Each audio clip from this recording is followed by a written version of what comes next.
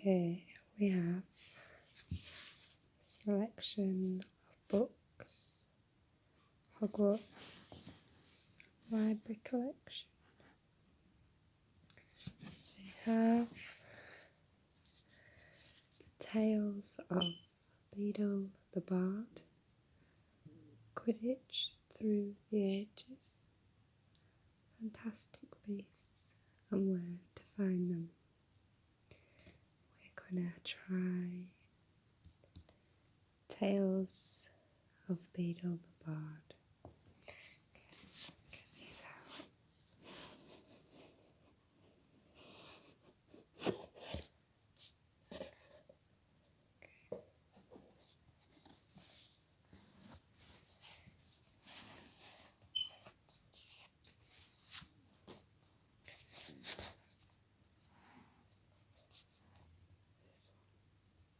The Tales of Beedle the Bard.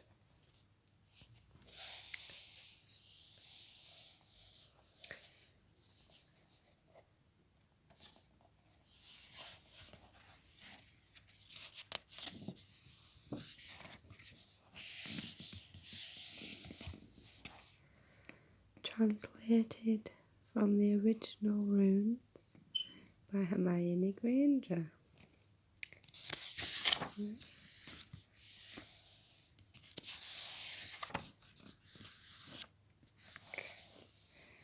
going to read the first story out of here, The Wizard and the Hopping Pot. I think this is kind of like a wizard version of fairy tales. The Tales of Beedle the Bard is a collection of stories written for young wizards and witches. They have been popular bedtime reading for centuries. Let's have a look at one.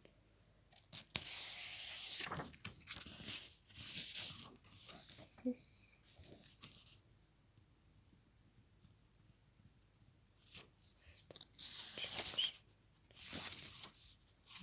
One second, you have to bear with me.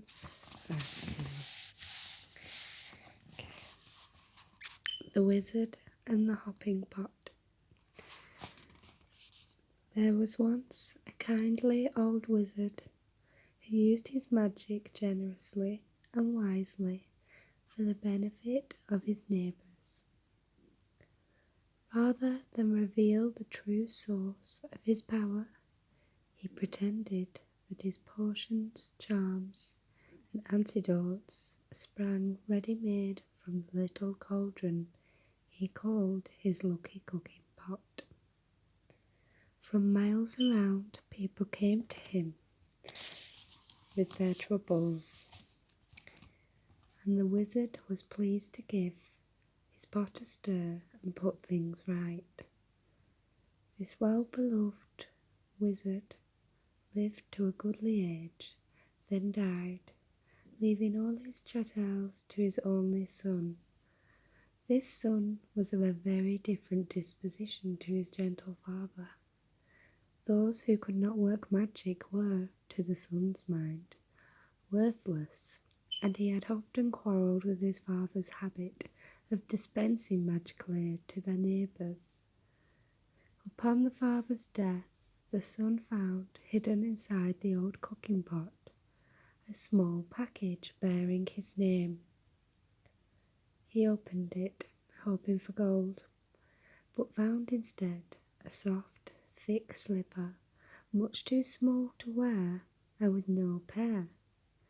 A fragment of parchment within the slipper bore the words, "In the fond hope, my son, that you will never need it." The son cursed his father's age-softened mind and threw this slipper back into the cauldron, resolving to use it henceforth as a rubbish pail. That very night, a peasant woman knocked on the front door. "My granddaughter is afflicted by a crop of warts, sir," she told him. "Your father used to mix a special poultry soup in the old cooking pot." "Begone!" cried the son. "What care I for your brat's warts?" And he slammed the door in the old woman's face. At once there came a loud clanging and banging from his kitchen. The wizard lit his wand and opened the door, and there, to his amazement, he saw his father's old cooking pot. It had sprouted a single foot of brass, and was hopping on the spot in the middle of the floor, making a fearful noise upon the flagstones. The wizard approached it in wonder, but fell back hurriedly when he saw that the whole of the pot's surface was covered in warts. "Disgusting object," he cried, and he tried firstly to vanish the pot, and then to clean it by magic, and finally to force it out of the house. None of his spells worked, however, and he was unable to prevent the pot hopping after him out of the kitchen and then following him up to the bed, clanging and banging loudly on every wooden stair. The wizard could not sleep all night for the banging of the warty old pot by his bedside. Next morning the pot insisted upon hopping after him to the breakfast table. Clang, clang, clang went the brass-footed pot, and the wizard had not even started his porridge when there came another knock on the door. An old man stood on the doorstep. "'Tis my old donkey, sir," he explained.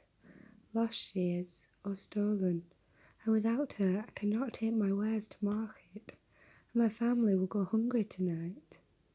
"And I am hungry now," roared the wizard, and he slammed the door upon the old man.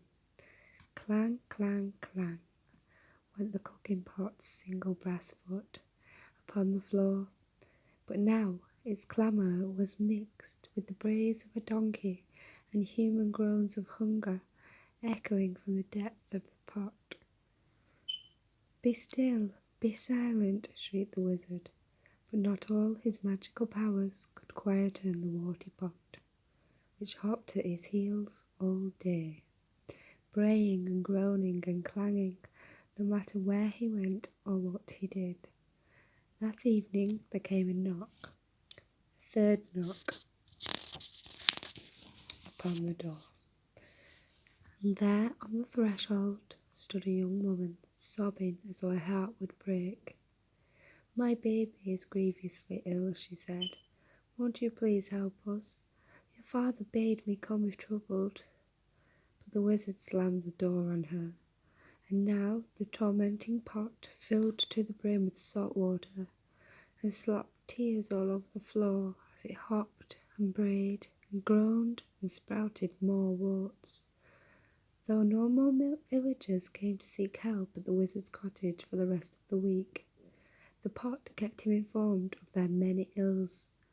Within a few days he was not only braying and groaning and slopping and hopping and sprouting warts, it was also choking and retching, crying like a baby, whining like a dog, and spewing out bad cheese and sour milk and a plague of hungry slugs. The wizard could not sleep or eat with the pot beside him, but the pot refused to leave, and he could not silence it or force it to be still. At last the wizard could bear it no more. "Bring me all your problems, bring me all your troubles and your woes," he screamed, fleeing into the night, with the pot hopping behind him along the road in the village. "Come, let me cure you, mend you, and comfort you. I have my father's cooking pot, and I shall make you all well." And with the foul pot still bounding along behind him, he ran up the street, casting spells in every direction. Inside one house, the little girl's warts vanished as she slept. The lost donkey was summoned from a distant briar patch and set down softly in its stable. The sick baby was doused in dittany and woke, well and rosy, At every house of sickness and sorrow, the wizard did his best, and gradually the cooking pot beside him stopped groaning and retching, and became quiet, shiny, and clean. "Well, Pot?" asked the trembling wizard as the sun began to rise. The pot burped out the single slipper he had thrown into it, and permitted him to fit it onto the brass foot. Together they set off back to the wizard's house. The pot's footsteps muffled at last, but from that day forward the wizard helped the villagers, like his father before him, lest the pot cast off its slipper and began to hop once more.